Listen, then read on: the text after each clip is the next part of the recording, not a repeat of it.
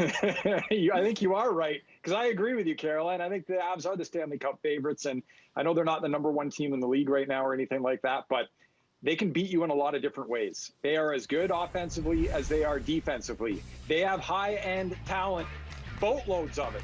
And one of the things that I always look for in a playoff team as we get ready to start the postseason is, are they multifaceted? Can they beat you in a lot of different ways? And Colorado absolutely can.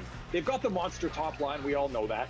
They've got Kadri, we just saw there, on the second line when everybody's healthy, and that's a phenomenal second line. I think they've got maybe the best third line in the NHL, let alone all the great defensemen they have. So when you look at where they rank in goals for and against, they're top 5 in both. Expected goals for and against, the process behind this, the chance generation, top 2 in both.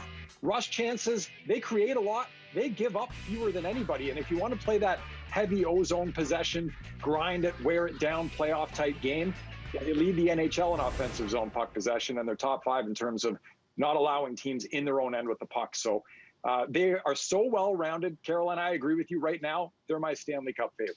Okay, let's keep looking ahead to the playoffs, because Jeff Carter, he's fresh off a 4-goal performance, which I think tells you everything you need to about the Pittsburgh Penguins right now. Fair to say they're one of the favorites headed in? I think so, especially if you value how well a team is playing going into the postseason as a bit of a barometer of how successful they're likely to be. And I don't know that anybody's as hot as Pittsburgh right now when you look at how well the Penguins are playing, and boy, do they play fast. That's the one thing that I've noticed about this team. I mean, don't look now. This is the highest scoring team in the NHL. They're averaging almost 3.5 goals a game, #1 in the league. So when you look at Crosby and obviously Malkin and the guys that know how to get it done, but also, you know, they got some burners on their team, guys like Kapanen and Zucker on the second line with Malkin, and Brian Rust on that top line with Gensel and Crosby.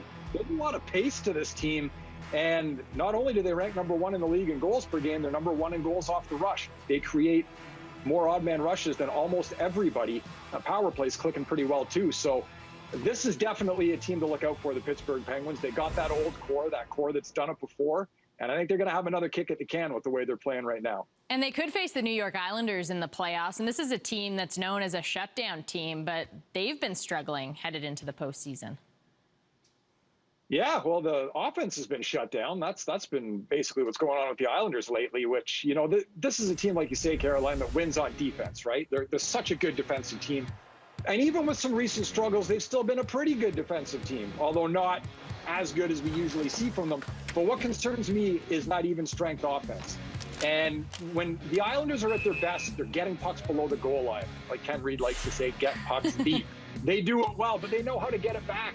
They know how to create off the forecheck, get greasy in front of the net with those rebound chances. But if you look at the last 15 games at even strength, they're dead last in goals. They're not winning those puck battles at the high rate that we're used to seeing. They're not getting as many forecheck chances or those looks in front of the net. Barry Trotz has talked about that. He talked about it last night, what they need to do to be successful at even strength. So when I watch the Islanders, when the offense is going and it's good enough because they're so good defensively, they could beat just about anybody, but that's the big thing for them going into the postseason right now, is that offense getting it figured out. I can't believe we're